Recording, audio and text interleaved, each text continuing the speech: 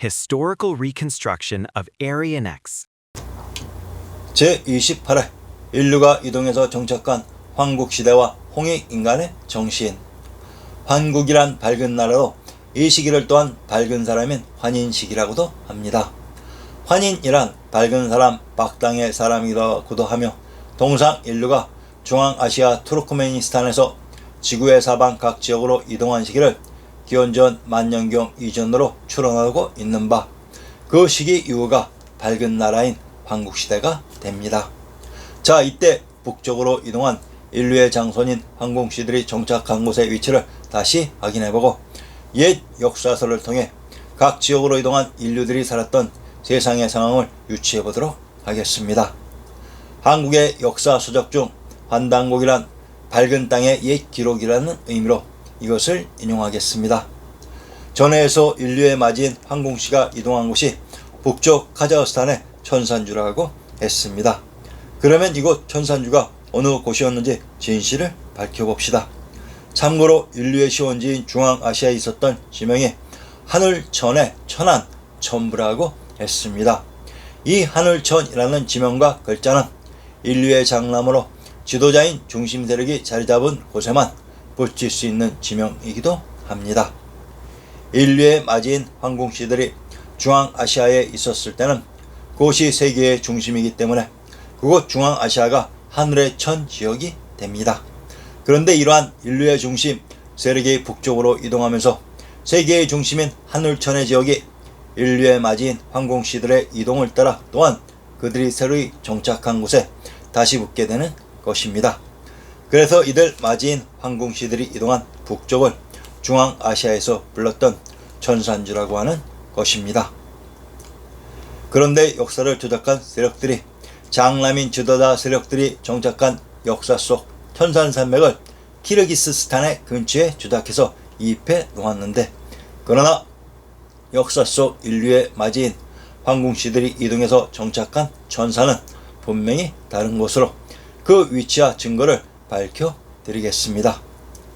현재의 러시아를 동과서로 관통하고 있는 우랄 아랄 산맥이 바로 역사 속 장남인 지도자 세력들이 정착한 천산 산맥으로 인류의 장손이 있었던 하늘의 산인 천산이란 중앙아시아의 지명인 아랄 우랄의 지명이 사람들의 이동과 함께 그곳 북쪽의 산맥에 이전된 것이라는 것을 알 수 있습니다. 역사를 조작하기 위한 목적으로 그냥 지명만 갖다가 붙인다고 역사 조작이 완성이 되는 것은 아닙니다. 자, 그러면 왜 현재의 우랄 아랄 산맥이 인류의 맞이인 황공시들이 이동해서 정착한 곳인지 그 증거를 밝혀드리겠습니다. 우파니샤드는 불교 발생 훨씬 이전의 경전이라고 했습니다. 우파니샤드란 우파라는 지역에서 이었다는 한국어라고 했습니다. 그런데 이러한 인류의 장남이 이동한 천산주인 우파의 지명과 위치를 추정할 수 있는 역사적인 내용이 있습니다. 환단고기를 인용하겠습니다.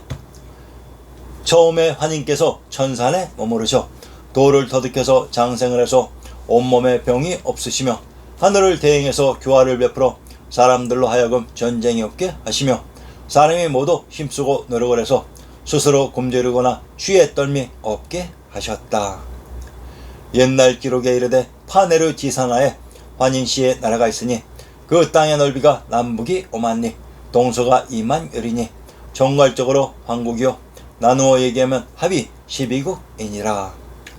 첨부된 문장 중 인류의 맞이인 황공시들이 정착한 천산주의 위치를 가늠할 수 있는 내용은 파네르의 산 아래 환인시의 나라가 있었다고 합니다.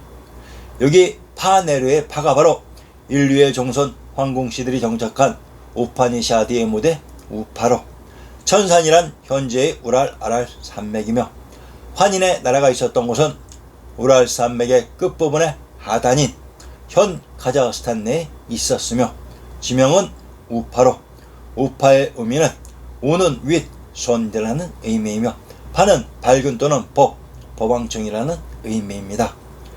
옛 인류의 지도자가 계셨던 법왕청이 있었던 곳을 우파라고 했던 것입니다. 천산이 우랄아랄이라는 의미는 그들 인류가 있었던 중앙아시아의 첩첩산중의 지역이 바로 한국 역사 속 난생신화의 무대인 알터 알땅으로 그곳의 알날의 지명이 현재의 우랄아랄 산맥으로 지명 이입되었던 것입니다. 우랄아랄 산맥의 하단에서부터 아라레까지의 사이에 황국시대의 중시 우파가 있었던 것으로 추정됩니다. 구글 지도를 잘 살펴보시기 바랍니다. 자, 인류가 사방으로 이동한 황국시대의 정치 상황을 엿볼 수 있는 역사적인 내용을 인용하겠습니다. 중앙아시아의 투르크메니스탄을 떠나 사방으로 이동 정착한 모든 종족들이 사방의 각 땅에 이르니 어느덧 천년이 지나갔다. 옛날에 먼저 5가지에 마친 오미의 화에 죄를 짓고 중앙아시아를 나간 사람들의 자손이 각 지역에 섞여 살아 그 세력이 잠옷 강성하였다. 그러나 거의 모두가 인류는 형제라는 그 근본을 잃고 성질이 사나워져서 새로 이동한 세력을 보면 무리를 지어 추격하여 그들을 해하였다. 이동하여 정착한 세력들이 이미 각 지역에 정착하여 거주하니 바다와 산으로 멀리 떨어져 있어서 서로 간의 내왕이 거의 없었다. 인류의 맞이인 황공씨가 카자흐스탄의 천산주에 도착하여 해옥하여 복번할 것을 서약하고 무리에게 수정하는 일에 근면하도록 고하였다. 곧 장남인 유인씨에게 명하여 사람 사는 세상의 일을 밝히게 하고 찬안과 삼남으로 하여금 인류가 이동한 모든 땅을 방문하게 하였다.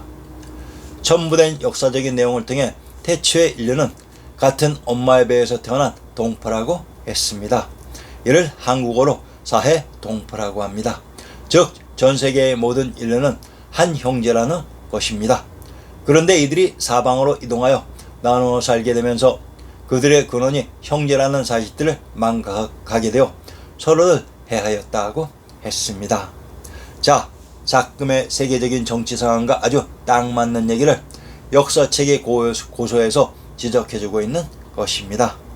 이러한 근원을 잊은 동포들의 교화를 위해 드디어 북쪽에 정착한 맞이인 황공씨의 세력들이 차남과 삼남을 인류가 이동한 사방으로 보내어 서로 간의 혈육의 근원을 확인하며 인류애를 다지는 모습을 한국의 고소에서 밝히고 있는 것입니다. 한국의 건국이념을 무엇이라고 하는지 아시는지요? 아시는 분 손들어 보세요. 한국의 건국이념을 홍익인간이라고 합니다. 그 의미가 무엇인고 하니 널리 인간 세상을 이롭게 하라는 의미입니다. 이러한 건국 이념을 가지고 있는 지구상의 국가가 과연 존재한다고 생각하십니까? 단 하나도 없습니다. 한국을 제외하고는 단 하나의 국가도 없습니다. 역사 속에 나오는 인류의 장선인 황공시들의 인류애와 현 한국의 건국 이념은 이렇듯 일치되고 있는 것입니다. 첨부된 역사 내용 중 옛날 기록에 이르되 파내류 지산하에 환인시의 나라가 있으니 그 땅의 넓이가 남북이 5만 리 동서가 2만 여리니 총괄적으로 황국이요 나누어 얘기하면 합이 12국이니라. 즉 인류가 이동해서 정착한 황국시대의 나라가 12개의 나라인 12국이라고 했습니다. 그런데 근대에 기록된 한국, 동학의 경전에도 똑같은 역사 내용의 12개 국가인 12국이 등장합니다. 즉 기원전 만년 이전의 정치 상황과 근대 1800년대의 정치 상황이 똑같다는 얘기입니다. 자, 이를 인용합니다. 12제국 괴지론수 다시개벽 아닐런가. 태평성세 다시 정해 국태민안 할 것이니 개벽시 구처일을 만지장서 내리시고 12제국 다 버리고 아국 운수 먼저 하네. 가련하다 가련하다 아국 운수 가련하다. 전세 임진 몇 해인가. 240 아닐런가. 12제국 괴지론수 다시 개벽 아닐런가. 기원전 만년전 이전 황국시대의 12나라 제국인 12국이 근대 1800년대까지 12나라인 12국 또는 12제국으로 그대로 존속해 있었던 것입니다. 그래서 전 세계는 오직 하나, 스키타이 아리안의 역사만 존재한다고 했습니다. 그래서 전 세계의 국명과 지명들이 모두 하나의 언어인 한국어와 상통한다고 했습니다. 아리안 X는 결코 민족주의자가 아닙니다. 단지 진실을 밝히고 있을 뿐입니다. 다음 회부터는 인류의 역사에 있어서 불교가 탄생하는 진실된 역사를 밝혀드릴 예정이오니 현재까지 알고 있는 계급사회 카스트 제도에 얽매여 있는 남아시아의 인도는 전부 잊어주시고 진실된 역사 속 불교의 주인공들을 밝혀드릴 예정이오니 부디 많은 사람들에게 연락하시오 일생이때에 한 번밖에 없을 이러한 기회에 동참하시기를 진심으로 기원합니다. 여러분 구독과 좋아요 표시는 진실에 대한 여러분들의 양심과 열정이니 꼭 잊지 마시기 바랍니다.